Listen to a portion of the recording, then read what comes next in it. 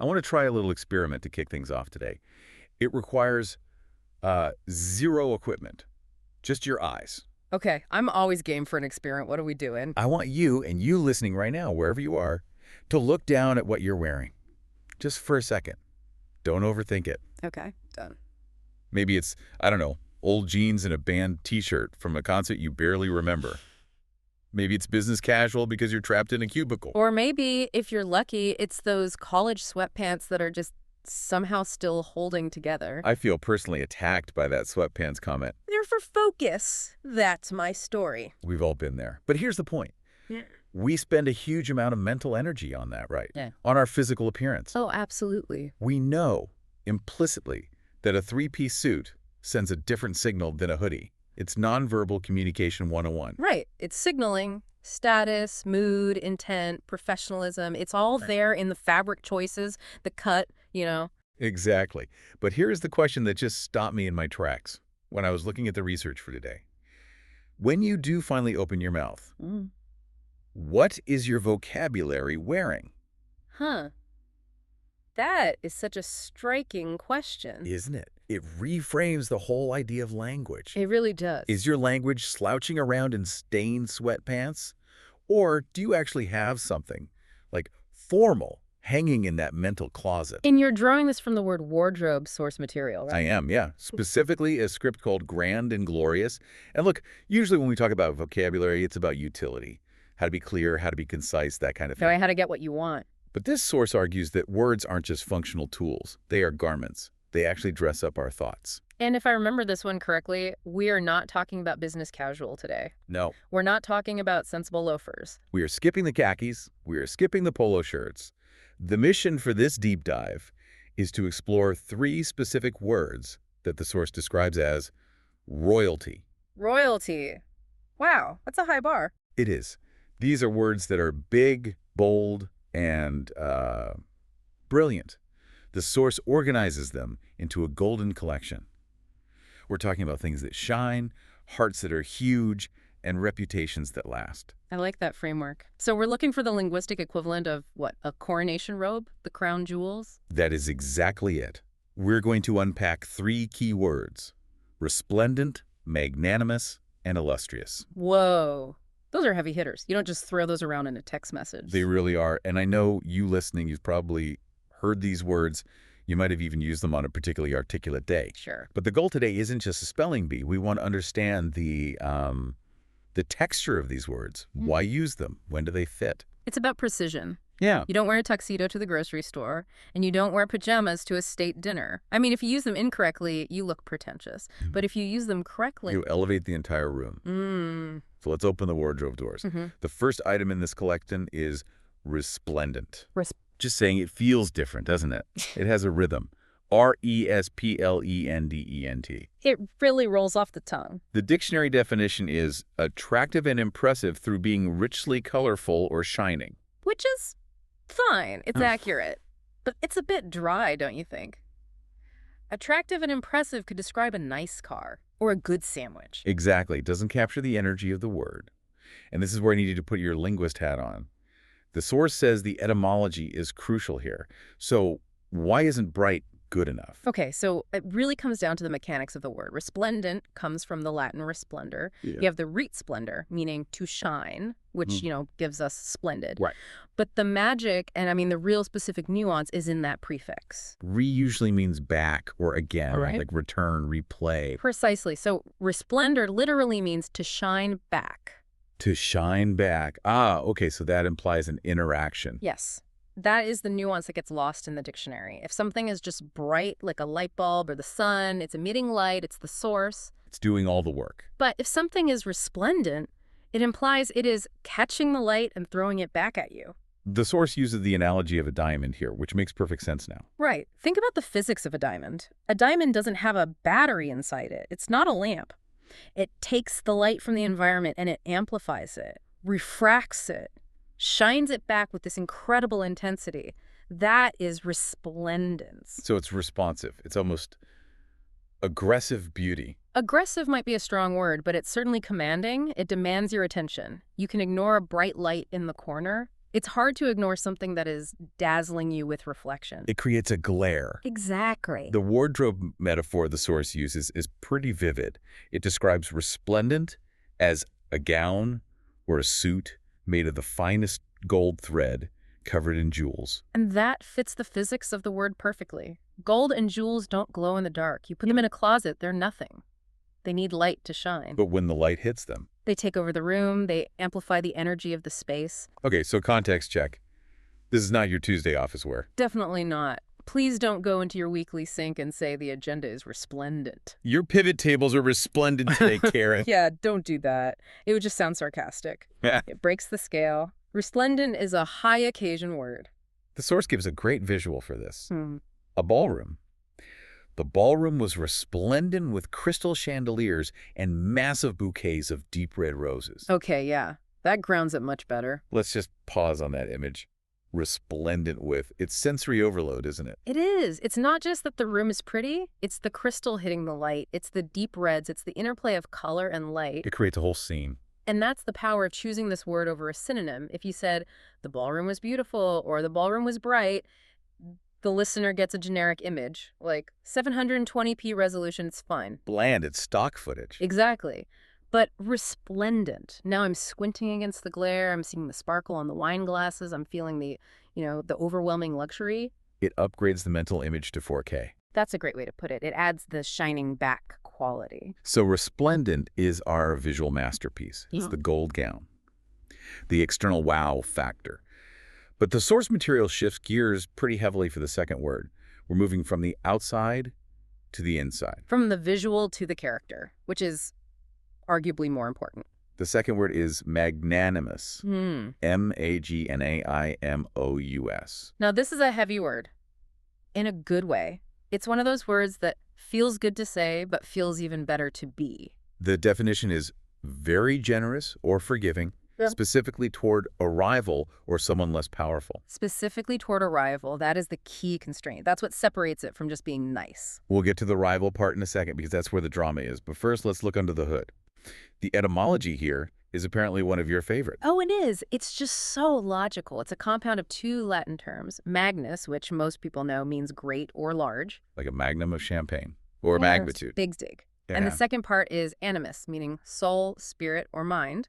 It's literally great-souled. Great-souled. It sounds like something out of a Greek epic. Here comes the great-souled warrior. But it's deeper than just being polite, isn't it? I feel like we use generous and kind a lot, but magnanimous just feels like it has more weight. It has volume. Think about the physical implication of great-souled. It implies capacity.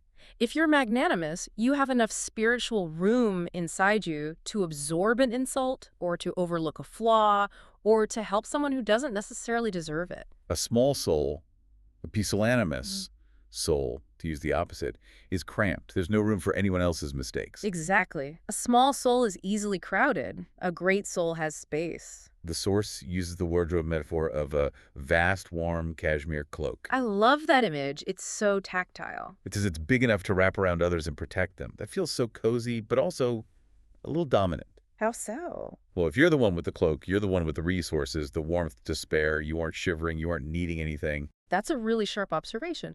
And it connects directly to that rival aspect of the definition. Right. Being magnanimous is inherently a position of strength. You can't be magnanimous if you are begging. You can only be magnanimous if you have the power to destroy, but you choose to build instead. Let's look at the example the source provides, because I think it highlights this power dynamic perfectly. Despite the bitter campaign, the winner was magnanimous in his victory speech, praising his opponent's dedication to the city. Okay, let's unpack that bitter campaign. Right. So they were fighting, mudslinging, negative ads. They probably hated each other an hour ago. And the loser is vulnerable. They've lost. They are down, publicly defeated. But the winner, who now holds all the power, chooses not to crush them. No. Instead, they offer praise. They offer the cloak. That is the essence of magnanimous. It's generosity when you have every right to be petty. It's skipping the victory lap. That's where it gets interesting to me. Yes. Is it a power move? In a way, yes, but a benevolent one. Because if you're petty, if you mock the loser, it shows you're still threatened. It shows you're scared. You're still fighting. Correct. A small soul holds a grudge because it defines them. A small soul needs to kick the opponent to feel tall. But a great soul. A great soul is so secure, so vast, that the insults didn't even dent it. You are so warm and protected in your own integrity wearing that cashmere cloak that you can afford to extend that warmth to the person who was trying to steal your job. Man, that is a high bar. It is. Resplendent is hard because you need a ballroom and a budget. Magnanimous is hard because you need to get over your own ego. And the ego is the hardest thing to dress up. No question. You can't just buy magnanimity off the rack. It takes practice. It takes biting your tongue when you really want to say, I told you so. So we've got the visual dazzle with resplendent. We've got the internal greatness with magnanimous. The third word takes us in a totally different direction. It isn't about the look or the action. It's about time. The reputation. The long tail. The word is illustrious. Illustrious. The definition is well-known, respected, and admired for past achievements. And note the emphasis on past achievements. It's retrospective. The source makes a really cool comparison here. It contrasts illustrious directly with resplendent. Which makes sense because they actually share a root concept linguistically. You do. I missed that connection. Yes. Remember, resplendent is about shining back. Illustrious is linked to illustrate. They both come from roots meaning to light up or bright. But the application is totally different. Totally different physics. Resplendent is the flash.